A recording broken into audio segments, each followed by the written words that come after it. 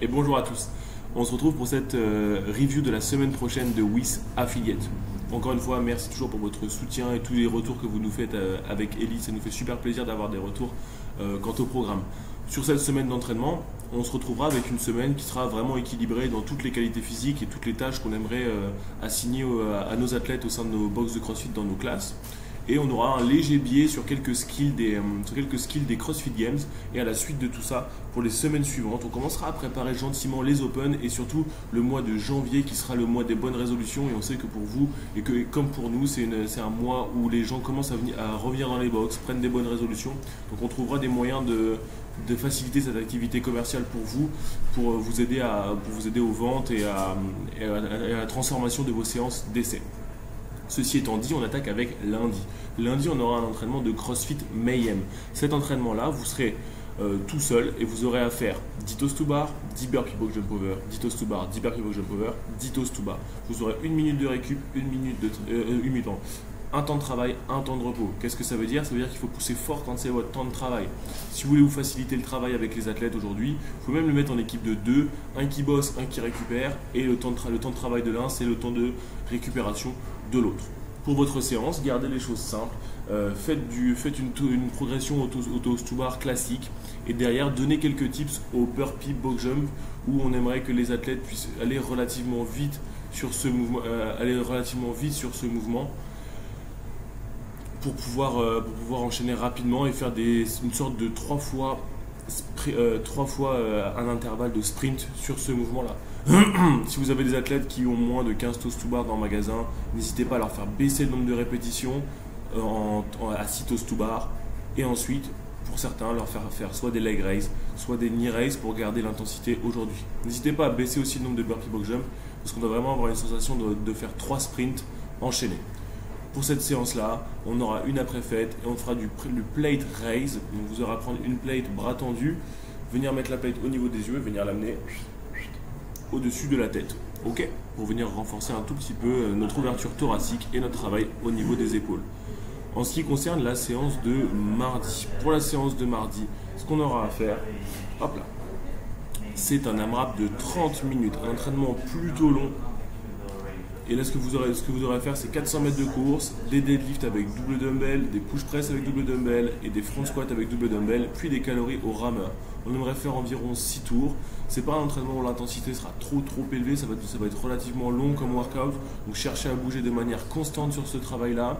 Et surtout pour vous, essayez d'être précis sur le flow du warm-up et sur ce que vous essayez de regarder. C'est pour ça qu'on vous a fait une petite vidéo par rapport à tout ça, pour vous aiguiller un peu sur comment manager ce workout-là. Mais ça va être un workout plutôt fun pour les athlètes. On sait qu'ils aiment bien les workouts plutôt longs avec plein d'éléments dedans. Donc très court sur le general warm, relativement court sur le general warm-up, un peu de travail de course et de rameur. Derrière, on enchaîne sur un travail sur les mouvements du jour et on ne privilégie pas l'un des mouvements du jour. Juste on travaille sur le flow du haut et sur les différents mouvements sans faire un vrai focus sur l'un des mouvements du jour.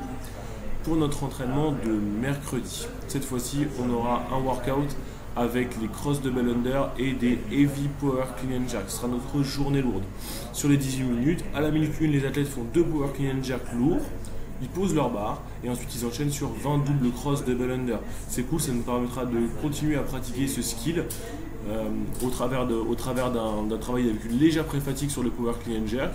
Donc prenez du temps sur le power clean and jerk avec les progressions et derrière faites un temps de pratique avec les athlètes tout en leur faisant prendre conscience qu'il y aura quand même plusieurs passages pendant les MOM où ils pourront pratiquer ce mouvement-là. Donc ils auront le temps de venir pratiquer le saut à la corde de manière relativement longue.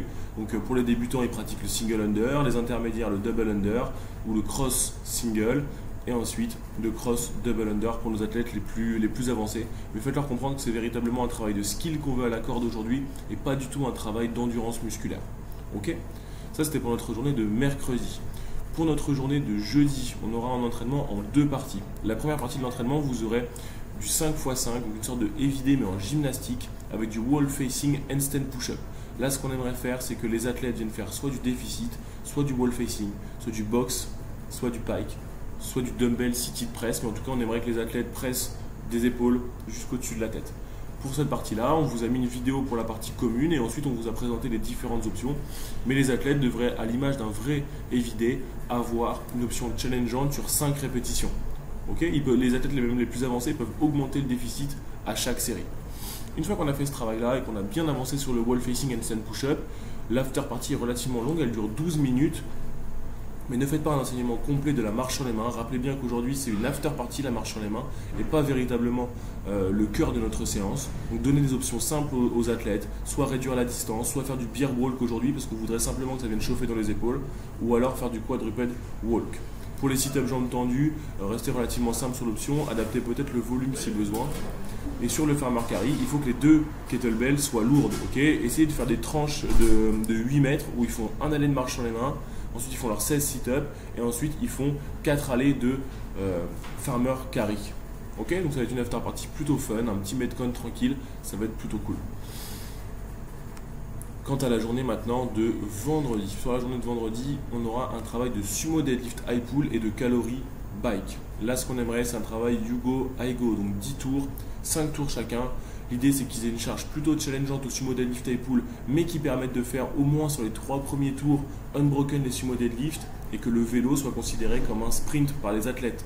Ils ne doivent pas avoir un rythme lent sur le bike, ils doivent vraiment pousser fort sur le vélo, puisqu'après, ils auront un temps de travail, un temps de récupération. Donc ça, c'est super important. La première chose qu'on adaptera, c'est d'abord le poids de la barre et ensuite le nombre de calories. Et à la suite de ce travail, qui devrait durer entre 15 et 20 minutes, les athlètes auront 7 minutes pour trouver une charge lourde au sumo deadlift. Gardez bien à l'esprit que si vous avez des débutants dans votre séance, nous ce qu'on veut c'est qu'ils travaillent, qu'ils bougent en toute sécurité et qu'ils acquièrent un nouveau skill. Donc faites-les bouger sur moins de répétitions, surtout quand il y a eu de la pré-fatigue avant. Faites-les bouger, faites-les pratiquer le sumo deadlift high pull et ça ce sera vraiment l'essentiel. Pour le contenu de la séance, vous échauffez les athlètes de manière relativement courte, jusqu'à moins de 10 minutes de votre timeline. Ensuite, vous enchaînez sur le sumo deadlift. Vous les faites pratiquer avec les progressions classiques. Sumo deadlift, deadlift shrug fast, sumo deadlift. Et faites-les pratiquer un maximum de sumo deadlift avant de les lancer dans le workout. Surtout, insistez bien sur la position de retour, que la barre revient aux hanches et ensuite on pousse les fesses vers l'arrière. Ça, c'est super important que la barre monte au-dessus des lacets, mais qu'elle redescende au-dessus des lacets. Après notre travail du 3RM, logiquement, il vous reste 5 minutes de cours. Célébrez les victoires avec ceux qui ont bien bougé sur le sumo deadlift high pull, ceux pour qui c'était la première fois. Si vous avez des grands débutants et une seule kettlebell pour faire le sumo deadlift high pull, ça peut aussi super bien marcher. Pas de stress par rapport à ça. Célébrez les victoires sur les charges relativement lourdes que les athlètes ont pu trouver derrière sur le 3RM.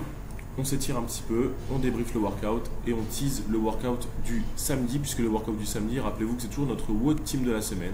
Pour le WOD team de la semaine, cette fois-ci on aura un WOD team vraiment cool avec des wall balls, des overhead squats synchro, des bar muscle up synchro et 2 km de rameur à partager. Là encore une fois, dans votre enseignement, il va falloir être relativement succinct. Dans votre general warm-up, incluez un numéro 1 qui fait du rameur et le numéro 2 qui lui fait med ball front squat directement, puis med ball push press sur les 2 premiers tours et sur le 3e tour de warm-up. Ils font directement wall ball, donc vraiment très rapide, numéro 1 qui rame, numéro 2 à la balle, ils inversent, ils font 3 tours comme ça, et ensuite on est bien. Pour votre warm-up spécifique, faites un enseignement complet de l'overhead squat pour bien rappeler à tout le monde qu'est-ce qu'on aimerait avoir en termes d'amplitude et en termes de standard de mouvement, mais aussi en termes de points d'efficience, donc les aisselles qui sont tournées vers l'avant avec les coudes vers le bas, la barre qui voyage au-dessus de la tête. Une fois que vous avez fait ça, on fait une progression rapide au muscle-up, quelques keeping swing et ensuite quelques keeping swing pour tout le monde et ensuite on enchaîne sur les options. Soit on diminue le nombre de reps pour les barres muscle up, soit on règle la barre de jumping pull up. Plus la barre sera haute, plus ce sera difficile de venir sauter pour monter par-dessus la barre. Plus la barre sera basse, plus elle arrivera au niveau de la poitrine ou au niveau du nombril, plus ce sera facile de venir sauter par-dessus la barre. Ensuite on fait un léger travail de synchro avec les 2 athlètes, ils font les wall balls en synchro, ensuite ils font 5 overhead squats synchro et 2 muscle up synchro. Pas de travail du rameur juste après ça, c'est bon, on sait ce que ça fait 2 km de rameur. Vous enchaînez sur le team WOD et à la fin de l'entraînement, un bon retour au calme parce que logiquement, les athlètes se seront bien poussés. Moi, ce que je vous inciterai à faire pour le 2 km, c'est de faire des changements entre 200 et 300 mètres à chaque fois en sprint.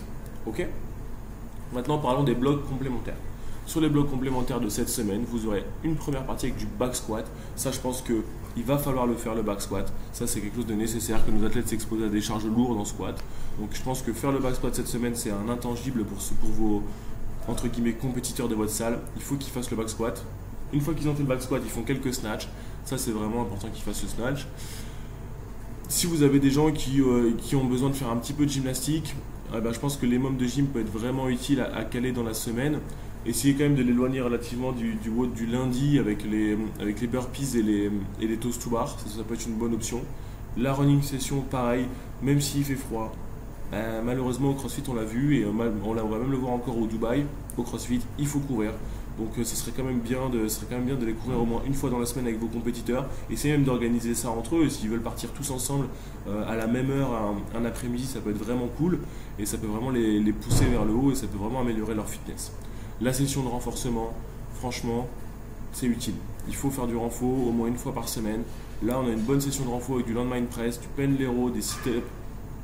C'est important de venir renforcer ces schémas musculaires qui ont été quand même mis à contribution dans les workouts. Donc si vous arrivez à placer ça, peut-être après un workout tel que celui de mardi qui aurait été un WOD avec une intensité relativement plutôt basse, si on peut venir chercher derrière une grosse session de renfort, ça peut être utile. Ou si vous voulez la placer en fin de semaine, ça peut être une option viable. Encore une fois, si vous avez besoin de nous pour quoi que ce soit, n'hésitez pas à faire appel à Eli et moi, on se fera un plaisir de vous répondre. Et puis on se dit à bientôt les gars, et passez une bonne semaine. Ciao les gars.